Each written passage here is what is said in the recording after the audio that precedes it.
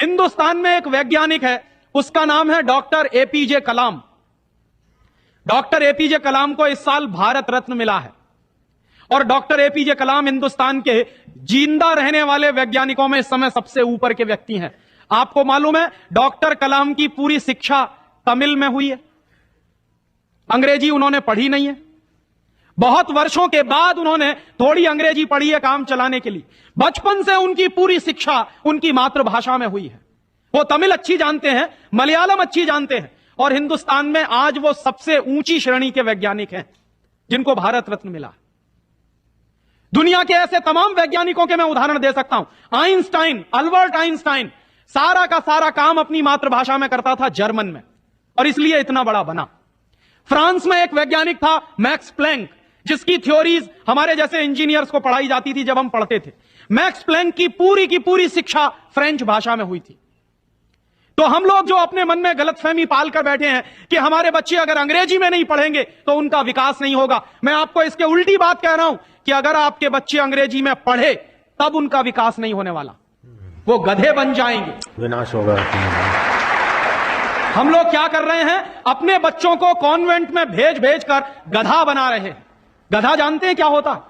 गधे के ऊपर बोझा लादते चले जाइए, लादते चले जाइए, लादते चले जाइए, बेचारा चुपचाप चलता चला जाता है, चलता चला जाता है। आजकल बच्चों के कंधे पर जो बस्ते हमने लाद दिए हैं, जरा उनका वजन तो कर लीजिए। जो बच्चे का वजन है उससे ज्यादा बस्ते का वजन है। अभी से आप अपने बच्चे को स्पॉन्डिलाइटिस का मरीज बना रहे हैं।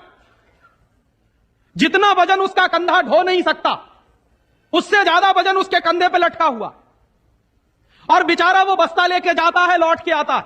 जब लौट के आता है तो घंटों घंटों का होमवर्क उसको दे दिया जाता है। आप क्या करते हैं, अपनी मगजमारी कम करने के लिए उसका एक ट्यूटर रख देते हैं। ट्यूटर क्या करता है कि स्कूल का होमवर्क मिला, ट्यूटर ने अपना होमवर्क दे दिया। बच्चे का खेलना कूदना बंद, और बच्चा अगर खेलेगा नहीं, कूदेगा नहीं तो उसका विकास कैसे होने वाला? तो या तो आपने फंसा दिया बेचारा होमवर्क। मैं अच्छे अच्छे घरों में जाता हूं, सबके बच्चे क्या कर रहे हैं, होमवर्क कर रहे हैं, सवेरे से शाम तक होमवर्क चल रहा है, कभी खत्म होने में ही नहीं आता। भला हो ऐसे स्कूलों का। और उस होमवर्क में से बना क्या रहे हैं और वो होमवर्क कर क्या रहे हैं? मैं आपको मेरी आप बीती सुनाता हूं, किसी दूसरे की नहीं। मैं भी बचपन में अंग्रेजी में मैं पढ़ा और मैं सबसे ज्यादा गालियां मेरे मां बाप को देता हूं। इसके लिए मेरे पिताजी ने, वो एक बड़े ऑफिसर हैं, ये करने के लिए कि बेटा अंग्रेजी में पढ़ना चाहिए तो बड़ा बनेगा, तो मुझको भी पढ़ा दिया। अब अंग्रेजी माध्यम की जो पढ़ाई है, अंग्रेजियत की जो पढ़ाई है, वो क्या है? मैं आपको एक सॉलिड एग्जांपल दूं मेरा। मुझको गणित पढ़ाया जाता था। गणित में क्या पढ़ाते थे? एक फॉर्मूला था जो मुझको रटवाते थे क्लास 9th में जब मैं पढ़ता था। क्या फॉर्मूला था? x + y whole square is equal to x square plus 2xy plus y square, x minus y whole square is equal to x square minus 2xy plus y square. और अक्सर इसमें गड़बड़ी होती थी, प्लस का minus होता था, minus का प्लस होता था। तो क्या होता था, मेरी पिटाई होती थी, क्लास में पिटाई होती थी। और मेरे जो अध्यापक थे तो मुझको खूब चिढ़ाते थे और मुझको खूब उल्टा सीधा कहते थे। एक दिन मैंने ये तय किया कि सब छोड़ छाड़ के ये 2 फॉर्मूले रटूंगा। तो रटने के लिए मैं बैठ गया, सब काम एक बाजू में। अब ये x + y और x - y में मैं घुस गया। लिख लिख के मैंने किलो कॉपियां बर्बाद कर दी, किलो कागज बर्बाद कर दिया, पता नहीं कितने बॉल पेन बर्बाद हुए होंगे। और 3-4 महीने की उस भयंकर मेहनत के बाद मुझको कुछ फॉर्मूले याद हो गए। अब वो फॉर्मूले मैं सीख के आया। दुर्भाग्य से मैं बताऊं कि 3-4 महीने के सैकड़ों घंटे बर्बाद करके, अपना खून सुखा के, मार खा के, बेइज्जती बर्दाश्त करके मैंने जो फॉर्मूले पढ़े वो मेरे जीवन में आज तक कभी काम में नहीं आए। और दूसरे बाजू में मेरी मां ने, जो बहुत पढ़ी लिखी नहीं है, मुझको एक फॉर्मूला सिखाया। क्या सिखाया? एक पहाड़ा सिखाया। आधा, सवाया, 1.5 गुना, 2.5 गुना, 3 गुना, 3.5 गुना, ये मुझे सिखाया और वो मेरे जीवन में रोज काम आता है। लेकिन कहा क्या जाता है कि मेरी मां तो पढ़ी लिखी नहीं है, पीएचडी नहीं किया उसने। तो जो बिना पीएचडी होल्डर है, जिसने कुछ पढ़ा लिखा नहीं है, आज की भाषा में, उसने मुझे ऐसी चीज सिखाई जो जीवन में रोज काम आती है। और जो बड़े बड़े पीएचडी होल्डर प्रोफेसर्स ने मुझे सिखाया वो जीवन में कभी काम नहीं आया। और आप अपने बच्चों को यही पढ़ा रहे हैं। कॉन्वेंट स्कूल के जितने क्यूरिकुलम है और उसमें बच्चे जो कुछ पढ़ रहे हैं उसमें से 95% बेकार जाने वाला है।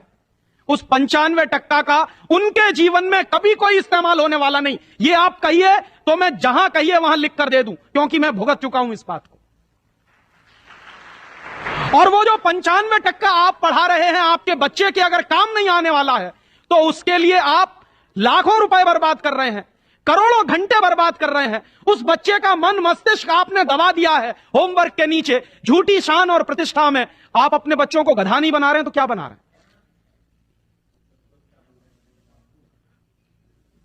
तो आप पूछेंगे क्या करें, तो मैं आपसे एक बुद्धिमानी की बात निवेदन करना चाहता हूं। वो निवेदन यह करना चाहता हूं कि जितनी जल्दी हो अपने बच्चों को इन कॉन्वेंट स्कूलों में से बाहर निकाल लीजिए। और बढ़िया बात है।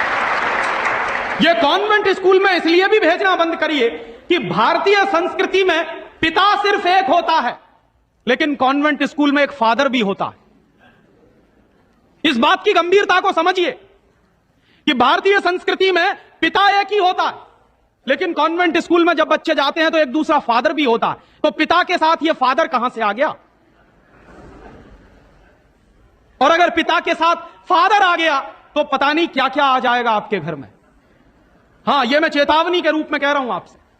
यह सिर्फ इशारे से समझ लीजिए कि अगर बच्चे की पढ़ाई के साथ पिता के साथ फादर आया है तो और बहुत कुछ चला आएगा आपके बच्चे के संस्कार में।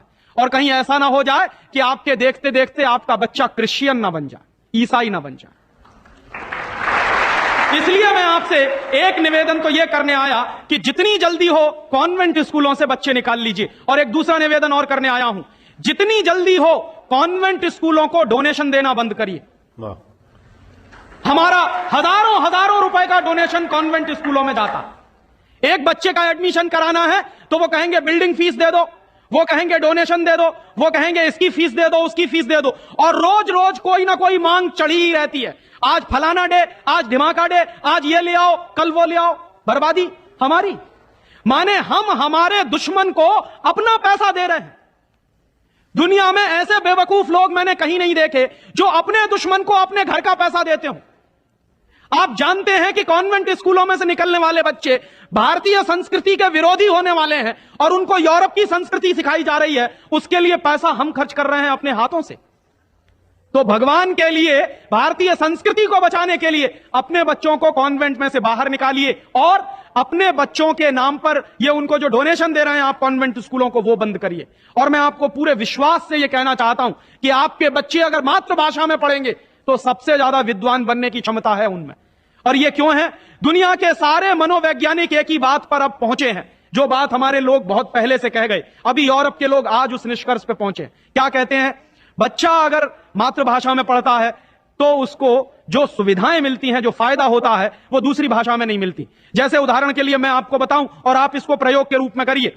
आपकी मातृभाषा अगर गुजराती है और आप अपने बच्चे को गुजराती में पढ़ाइए तो कोई सवाल आप उसको दीजिए गुजराती में याद करने के लिए, जितनी जल्दी वो याद कर लेगा उस सवाल को, अगर वही सवाल आप अंग्रेजी में दीजिए उसको तो कम से कम 6 गुना समय लगेगा उसको।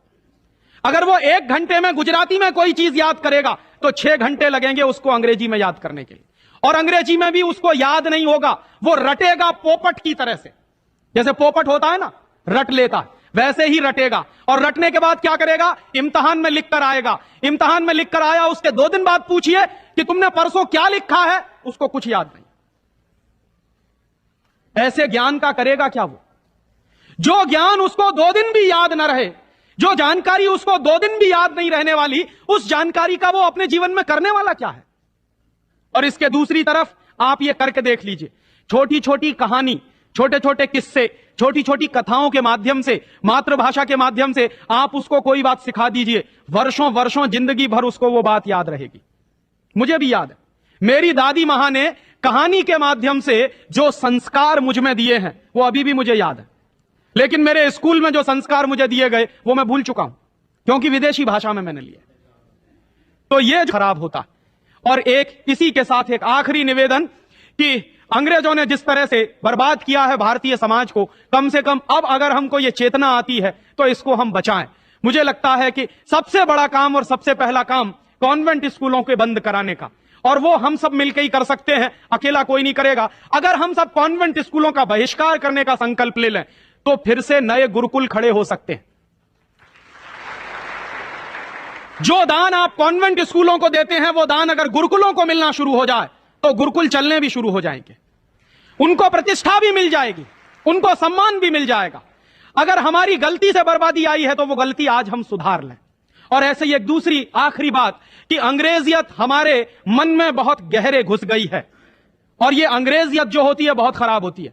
कई बार मैं कहता हूं कि अंग्रेजी भाषा से ज्यादा खतरनाक है अंग्रेजियत। महात्मा गांधी अक्सर ये कहा करते थे कि अंग्रेज चाहें तो रहें, लेकिन अंग्रेजियत जानी चाहिए। ये अंग्रेजियत क्या है? हमारे सबके घरों में, सबके मन में एक तरह का लालच बैठ गया है। हर एक आदमी को इस देश में इंपोर्टेड माल चाहिए, विदेशी कंपनी का माल। किसी भी साधारण से साधारण बच्चे को कहो कि देखो मेरे पास इंपोर्टेड पेन है, तुरंत हाथ फैला देगा, लाओ दे दो। वो बच्चा चाहे जितना पढ़ा लिखा हो, माने इंपोर्टेड के नाम पर भीख मांगने में भी शर्म नहीं आती। उसी बच्चे को आप कहिए कि भगवान का प्रसाद है तो हाथ पीछे खींच लेगा, इंपोर्टेड पेन है तो तुरंत हाथ फैला देगा। गुलामी इतने गहरे बैठ गई, और ये जो इंपोर्टेड माल की गुलामी होती है, इसी गुलामी ने हमारे देश को बर्बाद किया है। अंग्रेजों के जमाने में इस देश में अंग्रेजों का माल बिकता था इसलिए कि अंग्रेजों की गुलामी चलती थी, इसलिए क्योंकि अंग्रेजों की कंपनियां यहां चलती थी। दुर्भाग्य से आज वही फिर हो गया है, गांव गांव में परदेशी कंपनियां घुस गई हैं, परदेशी कंपनियों का माल घुस गया है। हम सबके घरों में परदेशी कंपनियों का माल आता है।